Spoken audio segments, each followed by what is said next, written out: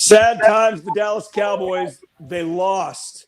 That's right. Cancel the parade route. Don't buy the Super Bowl tickets in Los Angeles just yet. They lost to a bad, mediocre Denver Broncos team.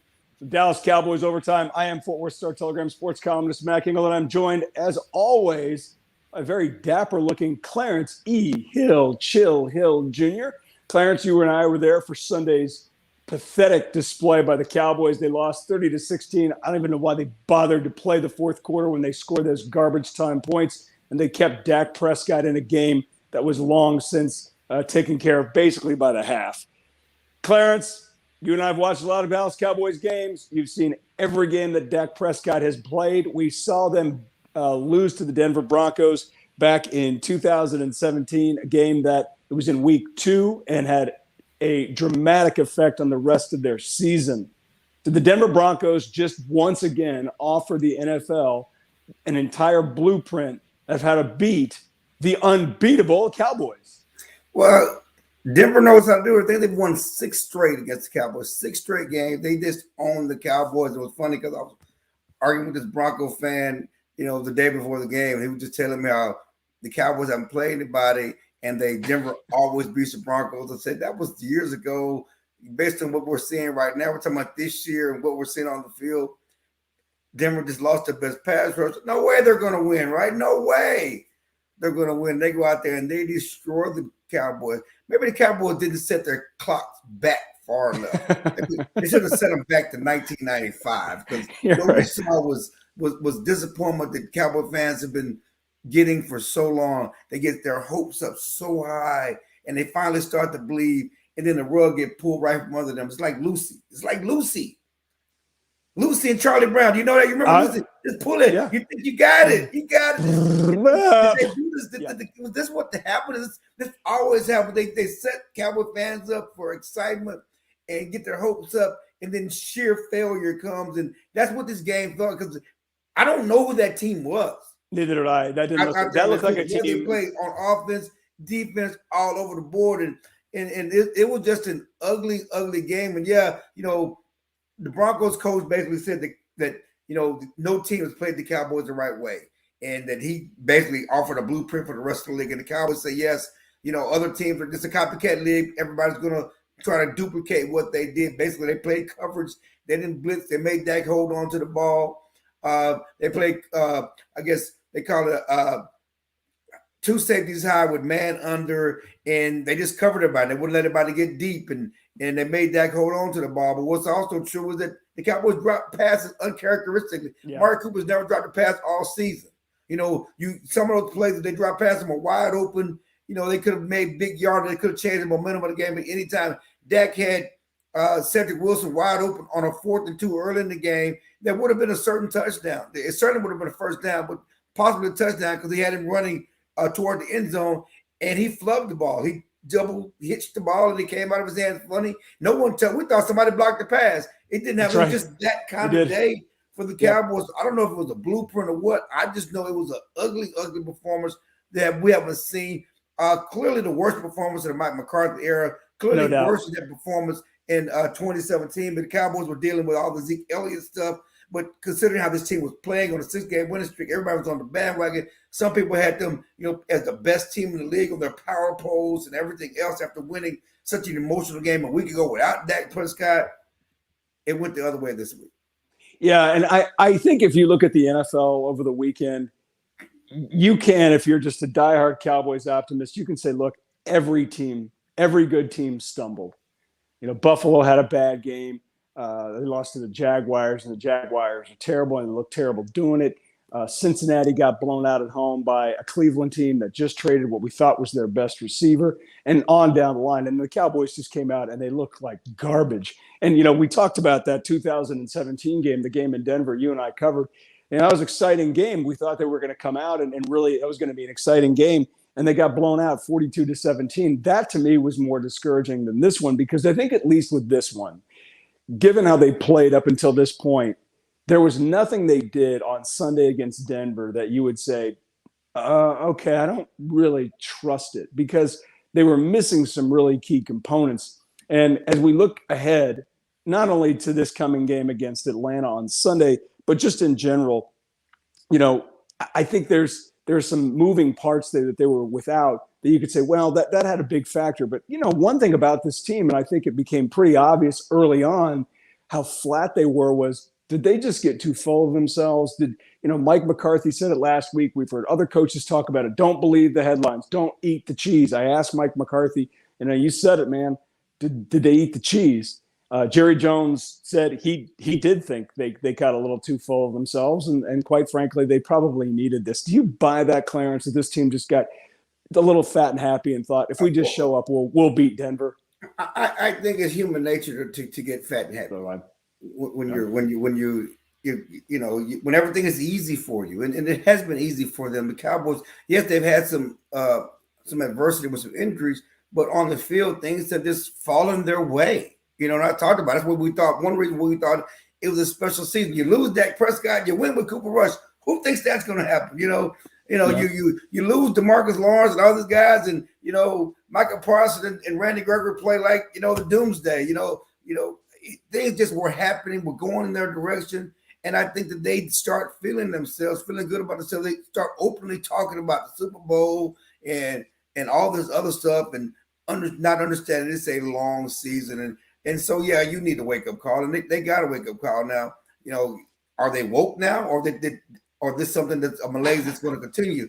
We'll find out because, again, if you look on paper, you say the Cowboys talent-wise and what they've done based on what we've seen should be better than these other teams, but these teams are getting better. Denver is better than their record. They're now 5-4. They weren't a woeful football team. But they're average. They were mediocre, but they're 5-4, and they got some momentum. Look at what New England Patriots have done since playing the Cowboys. Yeah, they're pretty good. They have gotten better. Okay, and this Atlanta Falcons team, they go in and beat the Saints in New Orleans. They're getting better, so they can't sleepwalk this week for sure against the Falcons. They have some playmakers. They have a quarterback that's been to the Super Bowl. They got some top playmakers on our side, including the tight end that Jerry Jones coveted in the draft. So. They cannot sleep. They have to wake up and really get ready to play. But, yeah, this was a game which Jerry Jones, to me, he called out his coach. Totally. Tuesday morning radio, he called out his coach. He basically said they were flat, they were unprepared, they were not ready, they were lackadaisical. He's never seen a team as lackadaisical as they were. He also questioned Dak Prescott being on the field, which I questioned at the game Sunday. Late in that game, Mike McCarthy said we wanted to get him, have a finish on a good note, and we wanted to get some, get some reps. Do you buy that? Feels a lot. But the problem I have, the same problem Jerry has. If a week ago we were so concerned about the big picture, so concerned about the future and injuries that you kept him out of the game, why would you not keep him out of the game at the end of a meaningless game because he could get hurt? Because Dak Prescott ran in a 2-point conversion, putting himself in harm's way, because that's what Dak's going to do. When he's out there, he's going to play full strength, full speed. He's going to play like every play of the Super Bowl, especially when you haven't played bad. You want to make up for things. You have to save him from himself. The coaching staff didn't do that. No, and I think that's one of the frustrating things about following this team is that they say one thing, including the quarterback. The quarterback has even talked about in recent weeks, I just got to be smarter about those situations. And I get it. You're in it. You're competing. You want to score. He is, and he wants to play, but he's also saying, okay, I know better than to do those things now. Well, clearly he didn't. And with, like Jerry Jones mentioned it, you mentioned it, all of us who were watching that game Sunday wondered aloud, why is he out there doing this when he wouldn't be out there against Minnesota the week before? If you're concerned about it, then you have to be concerned about it throughout. Because I'm sorry, just one more game against Denver when it's a throwaway garbage time, if that can't matter. If the game against Minnesota didn't matter, then garbage time against the Broncos didn't matter at all. Now, there's one more thing Dak Prescott did say, and he mentioned a little bit, sort of piggybacking what Fangio said, which is, I want teams to play us the way Denver did. Do you think teams will play Dallas now the way Denver did, Clarence?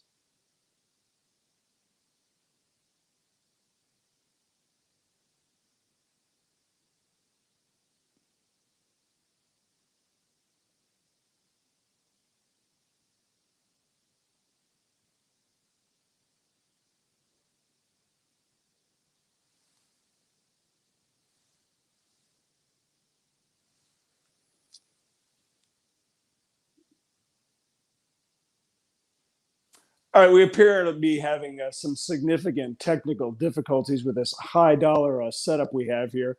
I apologize about that. Please bear with us a little bit. We had a little bit of trouble there. I apologize. We've lost Clarence E. Hill Jr. Now, this can mean a lot of things. One, he was fired. I hope not. Two, he didn't pay his phone bill, and that's why his Wi-Fi signal is no longer prevalent. Probably a pretty good chance, or the very more likely opportunity that we need to think about. His Wi-Fi signal just cut out, and that's part of the joys of doing these sort of videos remotely, I guess. As we look forward to the Cowboys playing on Sunday, they will host the Atlanta Falcons. The Falcons come in having won 4 games with 4 losses. Now, the Falcons coming into the season were not really well regarded in a team that thought that people thought were going to be a threat to make the playoffs. But much like Denver a week ago, they come in with an average record. They're 4-4 on the season, and the Cowboys are favored by 9 for a noon kickoff on Fox, 9 points. Now, before Sunday's game, the Cowboys were undefeated against the spread. But needless to say, they didn't cover the spread against the Broncos. That happens when you lose straight up. But the Falcons come in having won at 3-4. Now, who have they beaten? Nobody really of note, but it's the NFL. Who are you going to play? You can't play Alabama every week. So they've defeated all of New York. That's right. The Atlanta Falcons have defeated the Giants, Jason Garrett's Giants. They've defeated a really bad Jets team. They've defeated a really bad Miami Dolphins team, and they've defeated a New Orleans Saints team that didn't have Jameis Winston. So you would think that Atlanta right now is the best of the middle, or right there above the garbage that sits the bottom of the NFL each season. And Atlanta with Matt Ryan, a veteran quarterback that Clarence said has been to a Super Bowl. It seems like a long time ago. The Falcons were up 28-3 over the Patriots in that Super Bowl. Yeah, they didn't win that one. It seems like a while ago. But Falcons come in at 4-4, and are they a threat? Well, quite frankly, they shouldn't be. But there are 2 big concerns for the Cowboys coming off that Broncos game that everybody who is a Cowboys fan needs to be concerned about. One, it's the way Denver attacked defensive end Randy Gregory, who before that game was having a tremendous season, looked like he might even be a Pro Bowler. But in that game, Denver relentlessly attacked him on the run, and he couldn't hold up. Now, Wade Phillips, who used to coach the Denver Broncos, he was an assistant coach, and then he obviously was the Dallas Cowboys coach, had a theory about really good pass rushing defensive ends, which is you run at them, and eventually they will tire out. Now, everybody on the Cowboys front seven, and quite frankly, their defense had a horrible game on Sunday. So it's not fair to just say Randy Gregory was a dog and he's been exposed and the season's over. That's not true. But in terms of against the run, he wasn't very good. As 2 Broncos running backs nearly combined for 200 yards rushing against a defense that had been pretty good up until Sunday. And the Denver Broncos running game really exposed something that we hadn't seen before. Micah Parsons had a pretty good game, had an active game. Trayvon Diggs was not very good. But when we look at the Cowboys and the players that they were without on Sunday, we have to figure out who do they need back quicker. Defensive end Tank Lawrence, who's missed all of the season with a broken foot. He should be back soon. Or left tackle Tyron Smith, who was out of the game with a sprained left ankle. And with my money, given the way that offense played and looked like garbage from beginning to end, they are dead without Tyron Smith. Now, we're not sure about Smith's availability for Sunday. Jerry Jones and Mike McCarthy both said that he's coming along and he's still a possibility to play against the Falcons. But the way the Cowboys have played, and are you there? What happened? I don't know. My internet just stopped and it started again. So all right, well, okay. Actually, this was probably better without you. No offense. But let's go back into this question that I just posed, which is who do the Cowboys need more to be effective all throughout the rest of the season? I was talking about Tyron Smith, who missed the game on Sunday because of a sprained left ankle. He might play. The offense was terrible without him. They flipped Terrence Steele from the right tackle to the left tackle. It was a disaster. He got his butt kicked. The whole offensive line was garbage. Zeke Elliott had nowhere to go. And when Mike McCarthy said after the game, they really pressed our tackles well, that means they didn't block. And obviously the other one is Tank Lawrence, because the way the Broncos win at Randy Gregory in the run game should be a concern. Clarence, who do they need more, Tyron Smith or Tank Lawrence? And my money, it's Tyron Smith, because that offense is garbage without their starting all-pro left tackle. Well, the sad part is they're still a couple of weeks away from either one of them. Ooh. So you don't believe Jerry Jones or Mike McCarthy said, "Oh, he's progressing. Tyron might come back soon." You don't buy that? I don't think Tyron's playing this week. Okay. And so obviously there's obviously they're going to practice and we'll see, but I don't think he's playing this week. Tank Lawrence is still a week or so away. It's a problem, because neither tackles played well. I know everybody wants to kick Terrence Steele's butt at left tackle, but Leo Collins didn't play great at right tackle either. And would you flip him, Clarence? Or would you flip him? I always thought Lyle was the better athlete, had better feet. Would you put him at the left side and just put Terrence? I think that I'm not. They're not going to flip him, and I don't think they will flip him. And I wouldn't flip him just because we know that as soon as Tyron comes back, Lyle Collins is going to play right tackle, and Terrence is going to play left tackle, and Terrence Steele's going back to swing tackle, and that's what he's going to be.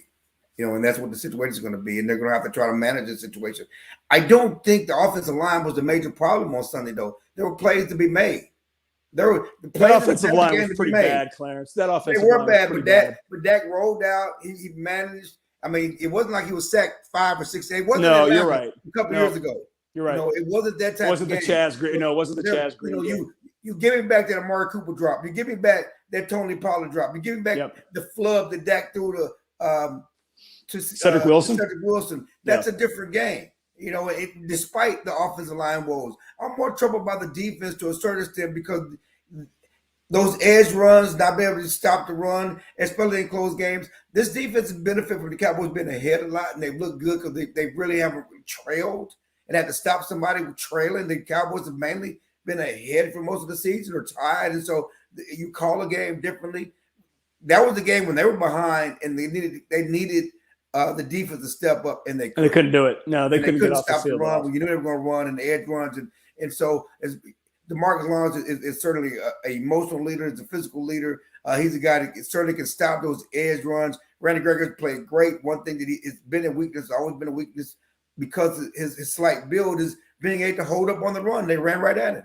Yeah, they did, and they exposed it. And I think if you're a Cowboys fan, that's got to be a little bit concerning. We didn't mention Neville Gallimore, who I think is coming back in a week or so. No, he's further away. Talking to Mike McCarthy because of he's still further away. Tristan Hill may be back. Tristan Hill may be back.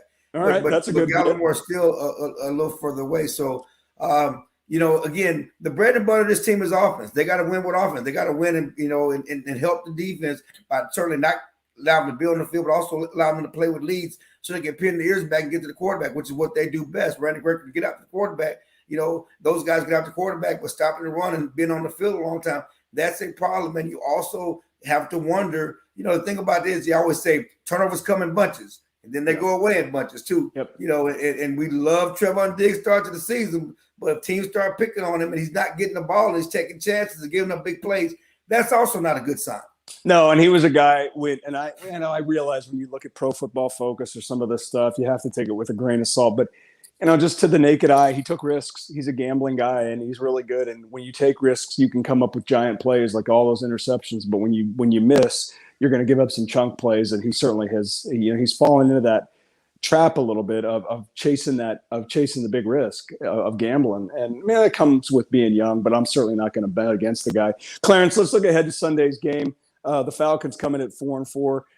Pretty average team. I went over it while you were, mysteriously away in some sort of vacuum. They've beaten, no, it's not your fault. They've beaten 4 bad teams. The Cowboys are favored by 9. I'm not going to bet. I'm going to give the Cowboys the benefit of the doubt based on this season, that I think they're a lot better than what they showed on Sunday. And Sunday was just one of those dog days in a 16 or now 17 game NFL season. I'm going to trust the team that they're pretty good. I don't think they're the best team in the league, but they're pretty good. And I'm going to trust them, but they're better at Atlanta. 9 points is a lot. I'm not going to bet them to beat the spread, but I'm going to certainly take them to win the game straight up. But I would take the Falcons plus 9. I would say this: one thing the Cowboys won't lose. They won't lose the fight in the stands. The Falcons don't travel like the Broncos, so they won't lose. That was embarrassing. There won't be more Falcons fans than Cowboy fans in the stand. I'll tell you that. And most of the people I know coming from Atlanta for this game were Cowboy fans. They're not Falcons fans. So they won't lose the battle in the stand like they lost Sunday with all those. It was so many orange jerseys. There's like 7 franchises. It was orange everywhere. Yeah, I know. There's like 7 franchises that when they come to AT&T Stadium, to Jerry World. It's the middle of the country. Middle of the country. The franchise that come from the Northeast or the Midwest, they come for the weather and all that other stuff, and so it's or even the West is the destination point. They want to see the stadium, and so they showed up. There were a lot of Broncos fans. Who are you going to take, Falcons or Cowboys? I'm taking the Cowboys, and my fantasy guy is Dak Prescott. He's going to come back and have a huge game after last week's flub. Dak Prescott will have one of the better games of the season. Yeah, I kind of agree with you. I know I've kind of tried to look at the fantasy advice, looking for points and yards and touchdowns, things like that. But I can't see Dak Prescott, given the way he's played, coming out and having 2 straight dog games. I just can't see it. So I'm going to go with Dak too. One quick question before we get out of here. Will Michael Gallup play on Sunday? Michael Gallup will practice full on Wednesday, and he will play this week. He's ready to go. All right, Clarence, this is fun. I don't know where you went. You probably had more important things to do than talk to me. But for all of your Dallas Cowboys needs, be sure to check us out on startelegram.com. He's Clarence Chill Hill. I'm Mac. It's all over Engel or whatever. I like to give up anymore. And we'll see you next week.